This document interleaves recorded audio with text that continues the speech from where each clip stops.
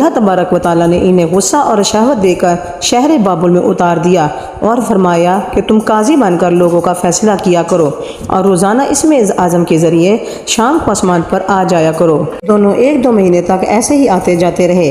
اتنے عرصے میں ان کے عدل و انصاف کا چرچہ عام ہو گیا اور بہت مقدمے ان کے پاس آنے لگے۔ ایک روز ایک نہایت حسین و جمیل عورت زہرہ جو ملک فارس کی رہنے والی تھی ان کے پاس اپنے خاوند کے خلاف مقدمہ لے کر آئی۔ دونوں اسے دیکھتے ہی عاشق زاد ہو گئے اور برے کام کی خواہش کی۔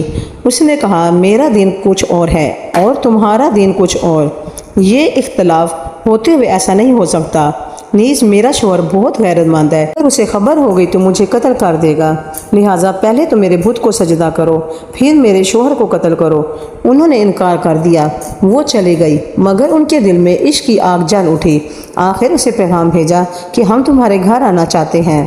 سر آنکھوں پر یہ دونوں اس کے گھر پہنچ گئے۔